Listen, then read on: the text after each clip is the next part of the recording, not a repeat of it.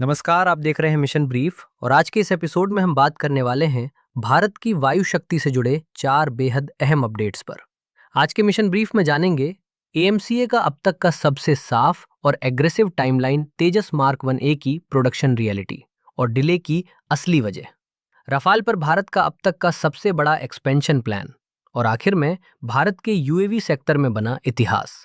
तो अगर आप जानना चाहते हैं कि भारत की एयर पावर अगले 10 से 15 साल में कैसी दिखने वाली है तो वीडियो के अंत तक जरूर बने रहिए।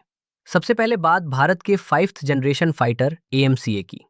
ताज़ा रिपोर्ट्स के मुताबिक 2028 से 2031 के बीच एएमसीए के 5 प्रोटोटाइप्स रोल आउट किए जाएंगे और वो भी लगभग हर 9 महीने में एक प्रोटोटाइप।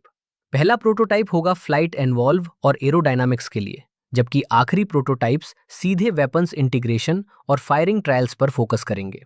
यानी एएमसीए अब सिर्फ कॉन्सेप्ट नहीं बल्कि डिसिप्लिन्ड, फेज्ड और पैरेलल टेस्टिंग मॉडल पर आगे बढ़। सीरीज प्रोडक्शन का टारगेट है 2034 और MK1 वर्जन में इस्तेमाल होगा GEF 414 इंजन। ये साफ संकेत है कि भारत अब शॉर्ट टर्म फिक्स नहीं बल्कि लॉन्ग टर्म एरोस्पेस इकोसिस्टम बनाने की दिशा में बढ़ रहा है। लेकिन भविष्य की तैयारी के साथ साथ वर्तमान की चुनौतियां भी उतनी ही अहम हैं। अब बात तेजस MK1A की। HAL का कहना है कि मार्च 2026 तक 24 Tejas mark 1A jets roll out किए जाएंगे, लेकिन डिलीवरीज को लेकर अब भी अनसर्टेनिटी बनी हुई है।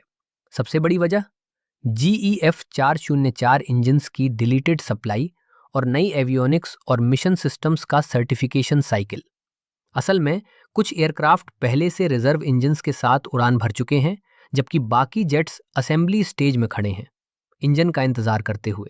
यानी जेट्स मौजूद हैं लेकिन इंडक्शन के लिए पेपर वर्क, सर्टिफिकेशन और इंजन्स तीनों का अलाइनमेंट जरूरी है। ये डिले भले फ्रस्ट्रेटेड हो लेकिन ऑपरेशनल रिलायबिलिटी के लिहाज से ये प्रोसेस नॉन नेगोशिएबल है और इसी कैपेबिलिटी गैप को भरने के लिए एक बड़ा स्ट्रेटेजिक फैसला चल। भारत अब 114 नए राफेल फाइटर जेट्स की एक्विजिशन पर गंभीरता से विचार कर रहा है। इसमें शामिल हैं 88 सिंगल सीट और 26 ट्विन सीट राफेल। अगर ये डील आगे बढ़ती है तो भारतीय वायुसेना के पास राफेल फ्लीट बढ़कर लगभग 150 एयरक्राफ्ट तक पहुंच जाएगी। खास बात यह है कि करीब 80% राफेल भारत में ही बनाए जाने की योजना है, जिससे डोमेस्टिक मैन्युफैक्चरिंग, टेक्नोलॉजी एब्जॉर्प्शन और सप्लाई चेन को बड़ा बूस्ट मिलेगा। ये सिर्फ एयरक्राफ्ट खरीद नहीं बल्कि India France strategic aerospace partnership का अगला बड़ा अध्याय है। और अब बात उस खबर की जो भारत के डिफेंस इकोसिस्टम में एक साइलेंट रिवॉल्यूशन को दिखाती है। भारत के यूएवी सेक्टर ने आज इतिहास रच दिया है।